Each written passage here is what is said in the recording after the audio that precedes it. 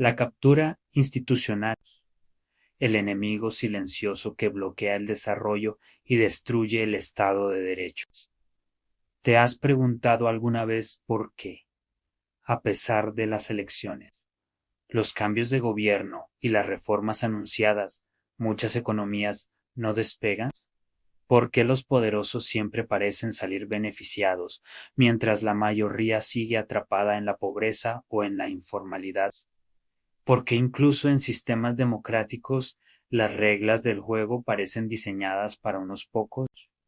Hoy vamos a hablar de uno de los fenómenos más peligrosos, invisibles y destructivos que acechan a los estados modernos. La captura institucional, una amenaza que, si no se enfrenta a tiempo, puede condenar a una nación entera al subdesarrollo, la desigualdad y la violencia crónica. ¿Qué es la captura institucional? La captura institucional ocurre cuando los grupos de poder económicos, políticos o criminales logran secuestrar las decisiones y las normas que rigen a las instituciones del Estado. Así, en lugar de representar el bien común, estas instituciones pasan a servir los intereses privados de unas pocas élites. Los jueces, los congresistas, los reguladores, los ministerios, dejan de actuar para proteger a la sociedad y se convierten en instrumentos de quienes los manipulan tras bambalinas. Esto distorsiona profundamente las reglas del juego. La competencia económica se falsifica, el acceso a derechos se bloquea y las oportunidades de progreso se reducen drásticamente para la gran mayoría. De la captura regulatoria a la captura del Estado completo. Este concepto fue abordado inicialmente por George Stigler, al analizar cómo las agencias reguladoras podían ser dominadas por las mismas empresas que debían controlar, fenómeno conocido como captura regulatoria. Luego Gary Becker amplió esta visión. En la política moderna, diferentes grupos de interés compiten abiertamente por influir en las políticas públicas. Es un mercado de presiones, donde gana quien tenga más dinero, conexiones o capacidad de lobby. Pero fue Daniel Kaufman, desde el Banco Mundial, quien reveló la versión más grave, la captura total del Estado. Aquí no se controla una ley o una agencia aisladas. Todo el aparato estatal, Congreso, justicia, policía, organismos electorales queda al servicio de una minoría poderosa, como ocurrió en varias economías postcomunistas de Europa del Este. El resultado es un país donde las reglas se escriben, modifican o ignoran según convenga a los capturadores, bloqueando la libre competencia y perpetuando la desigualdad. El caso de las economías fuertemente intervenidas y las amenazas narcoterroristas en Colombia. El fenómeno de captura institucional es especialmente grave en economías donde el Estado tiene una alta intervención en los mercados. En estos casos, el poder político se vuelve un botín irresistible para quienes desean moldear la economía en su favor, sin necesidad de competir en condiciones de mercado real. Pero hay algo más peligroso. En países como Colombia, no son solo las élites económicas o los políticos corruptos quienes capturan el Estado. Los grupos narcoterroristas, como las disidencias de las FARC, el ELN o las bandas del narcotráfico, representan la máxima expresión de cooptación violenta de las instituciones a través de la corrupción de jueces, fiscales y autoridades locales, mediante amenazas, asesinatos selectivos, secuestros o extorsiones. Estos grupos consiguen imponer normas paralelas, controlar territorios enteros y distorsionar las decisiones de alcaldías, consejos e incluso del Congreso de la República. Este no es un fenómeno menor ni aislado. Es la razón por la cual en vastas regiones de Colombia la ley formal ha sido reemplazada por la ley del fusil. La captura institucional aquí se traduce en estados fallidos locales, donde los ciudadanos quedan desprotegidos y la inversión, el empleo y el progreso se vuelven imposibles.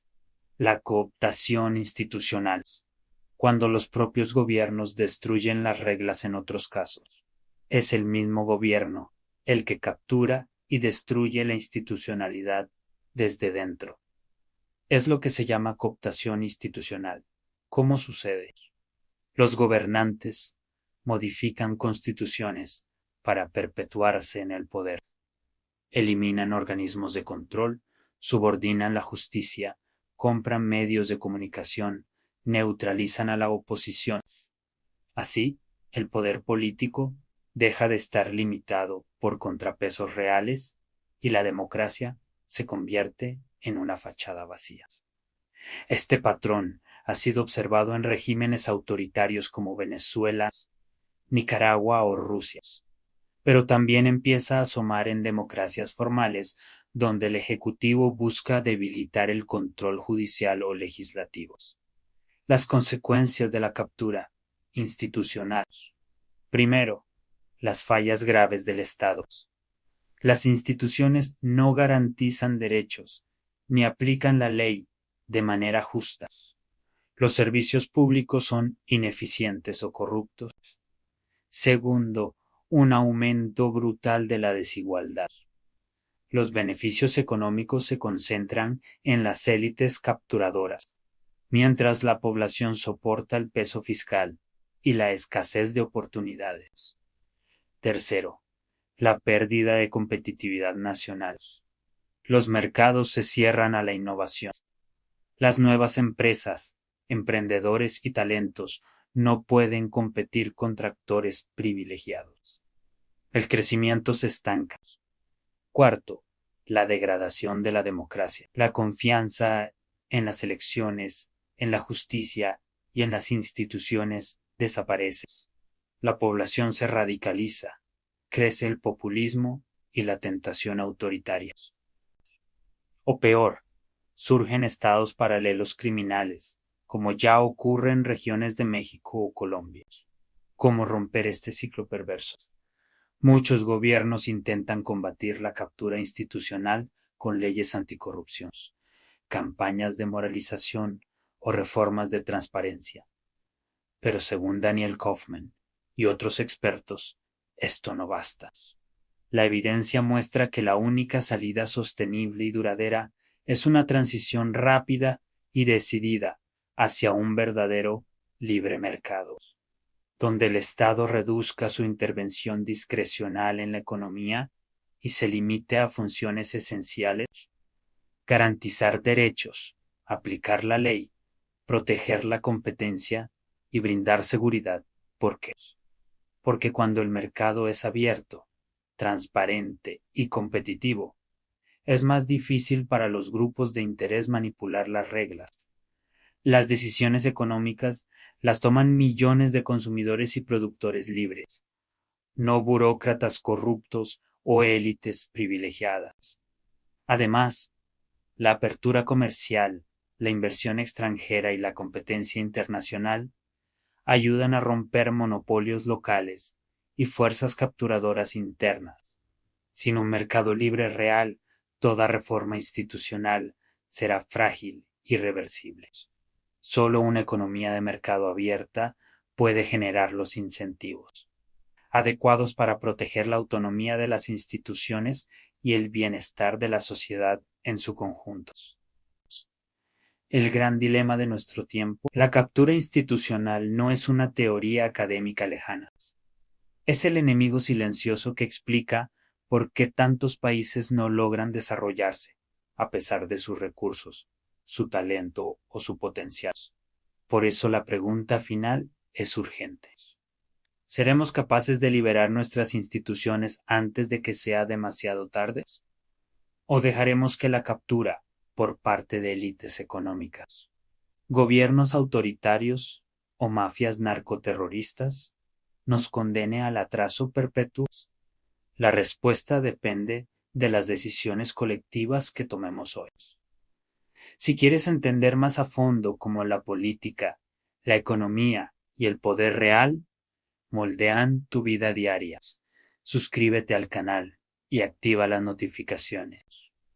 Aquí desnudamos sin miedo las verdades incómodas que otros prefieren callar.